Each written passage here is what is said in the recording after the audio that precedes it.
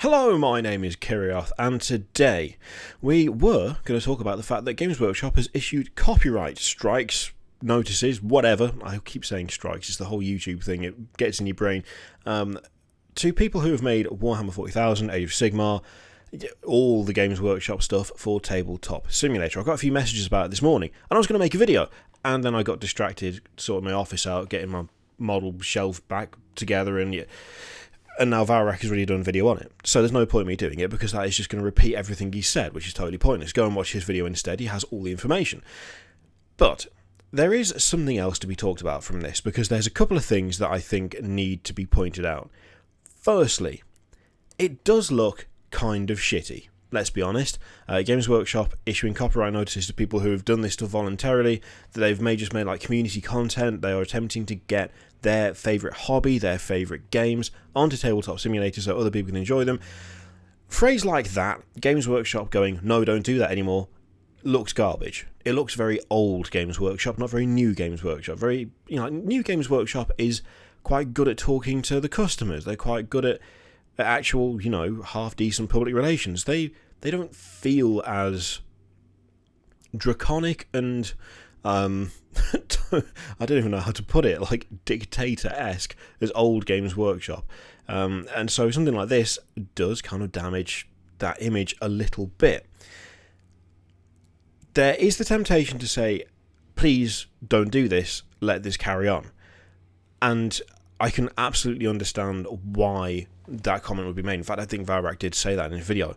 The thing is, they can't. And that's the bottom line, is that even if they wanted to, and the thing is, we'll never get a clear answer as to whether they want to issue copyright notices. It's easy to assume that they do. It's easy to kind of go, oh, well, it's Games Workshop. They're just out to fuck everybody who wants to use any of their stuff. But copyright is not like a piss-take thing. It's not a half measure. It's not like a kind of... It's not something that can just be left alone. You have to be seen to be defending your copyright. You have to. If you just allow people to do whatever they like with it all the time, then there will come a point where someone else can do exactly what you're doing, and if you try and stop them, the response will simply be, well, you have done nothing to protect your intellectual property at all, so why should we do it now? It sounds really shit, and that's because it kind of is. You're kind of forced, really, into taking a hardline stance if you want to keep your stuff well and truly unique. If you want to keep it your own, you kind of have to just go after everything. Now, of course, Games Workshop doesn't go after literally everything. I mean, if they did, there wouldn't be, mods for Arma 3 and stuff. There wouldn't be mods for XCOM. There wouldn't be mods for Skyrim. But when it comes to the defense of what they own, I think there are significant differences, shall we say, between certain things. So at the moment, I'm messing around with the Space Marine mod in Skyrim. You could easily say, okay, if they're banning people from Tabletop Simulator, not banning people, if they are issuing copyright notices to people who want Tabletop Simulator, then why are they not doing that for the person who made Space Marine armor for Skyrim? There is an extra consideration whereby Games Workshop might actually want people to make content using their imagery, using their material for other games, but not if it directly competes with one of their products, which Tabletop Simulator sort of does and sort of doesn't. That's something that we will come on to in a few minutes.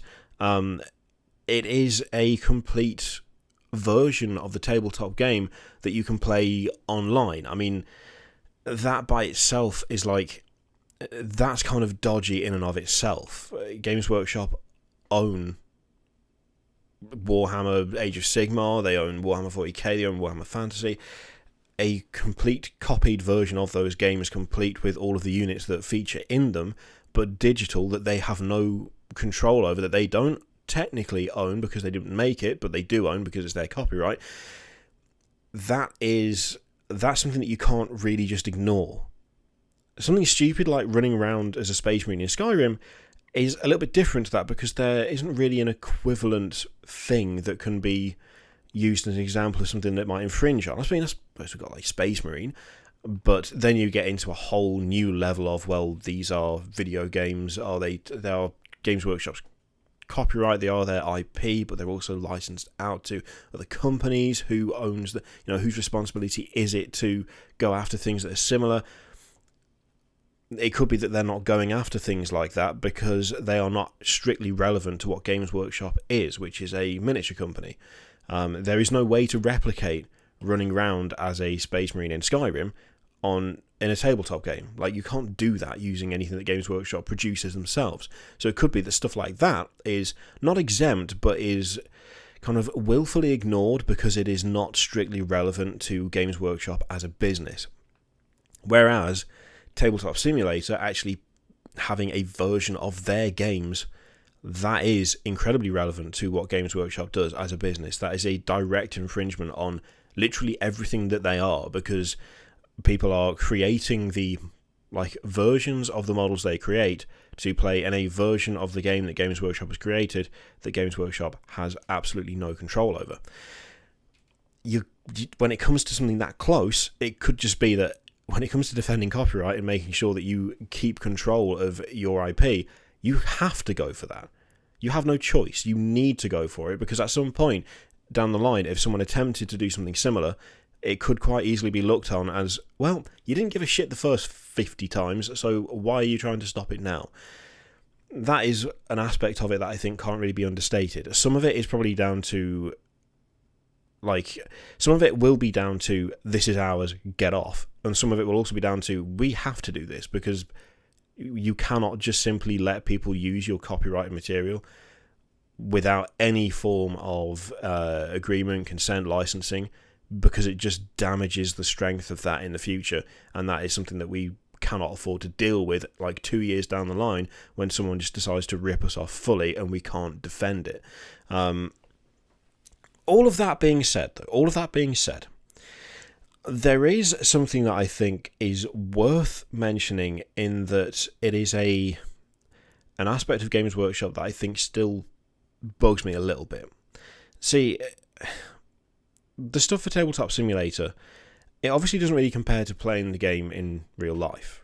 I mean, if you are in this hobby, if you're in the the plastic crack side of things, which you can pretty easily tell that personally I am. Although that top shelf is all D&D stuff apart from the Imperial Knight, and then I realised, oh wait, even the D&D stuff that I've got, most of it is Games Workshop miniatures that I've just converted. So, but yeah, nothing really compares to actually the collection, the assembly, the painting, and then the playing of armies. That's something that is, for me, integral to the hobby. Obviously, other people, there are other people who don't give a shit about that side of things, they just want to play. But for me, that's quite a big part of it, and it's like that for, I don't know if I want to say most. I feel like I could say most safely, but I don't have the data, so I won't. But there is essentially an untapped market that Tabletop Simulator tapped into through the work of, community members, in that you have probably a significant number of people who, frankly, don't have the resources, they don't have the people around them, they don't have any way of playing Warhammer 40k or Age of Sigmar. They may really want to, but they can't. You can do the collection side of things, yeah, but if there's no one else around you who plays, well, you're not going to get a game in. So there is definitely space for something like that. I think this whole thing would look a little bit better if it weren't for the fact that there is no equivalent product other than the physical tabletop. See, we've got things like the Slytherin games, we've got Dawn of War, not counting 3, obviously, 3 doesn't count. We have a decent number of digital Warhammer 40,000 experiences, but they are not the tabletop game. They're not even close to the tabletop game for the most part. I mean, the Slytherin stuff is okay, but it's still not really in any way true to the actual tabletop game. If Games Workshop had a rival product that allowed you to play the tabletop online, there would be a much less, I think, not outraged, but disappointed reaction from people. If it was a case of, okay, people are taking assets from this Games Workshop thing that allows you to play online and putting it into a rival product, that wouldn't be met with, oh, bullshit, why are you doing that? That would probably be met with, No, yeah, no, you can't do that. That's not on. You're not allowed to do that. That's ridiculous. But there's no such product. Games Workshop has never moved into that space. They've never attempted to fully digitise their tabletop games. Now, there's a lot of reasons as to why they wouldn't. There is the I'd imagine probably genuine fear that if you make it easy for people to build an army and fight, you will see actual sales of models fall significantly because people will just play digitally. I don't know how accurate that fear is, but it is something that can be considered when thinking about, the decision to not move into that space. The main thing is that this is something where there's no real win for anyone. The people who have created this stuff for Tabletop Simulator are getting hit with copyright notices, which is kind of shitty. Games Workshop is issuing copyright notices, which is kind of shitty. Even if they didn't want to, they have to because of just how close all of that stuff is to their, the whole reason for their business. So they could be secretly supportive, but they have absolutely no choice but to go after them, which is kind of shitty. But by far the most kind of annoying thing from all of this is the fact that there's still no Games Workshop backed way of doing what Tabletop Simulator does. That it is reliant on community people and essentially volunteers to produce something that, should Games Workshop do themselves, would probably do incredibly well. It would be tricky to balance the digital and physical side of things, obviously. If you sold a digital version of Warhammer 40,000 in all its kind of proper ruled glory, then you would probably see a drop-off of people who were buying miniatures. But then again, how popular would it be? Would that popularity be enough to offset the drop-off in sales of miniatures? Would it actually result in a drop-off of sales of miniatures? Or would people play the digital version, they decide they want to play the physical version? Would it result in cross-pollination a bit more? It's kind of difficult to know, and it's one of those situations where really no one actually wins at this point. And it would be nice if Games Workshop just let them get away with it. If Games Workshop just went, okay, that's fine, you can do what you like, copy all the stuff, it doesn't matter, it's not important, go for it. They can't do that. But at the same time, they don't seem to be willing to do anything else either, which just kind of leaves the whole situation kind of feeling unresolved and a slight bad taste in the mouth, I think is probably the best way to put it. So yeah, that, once again, as all these videos are, that was mildly rambly, but I hope you kind of got the gist of what I was talking about.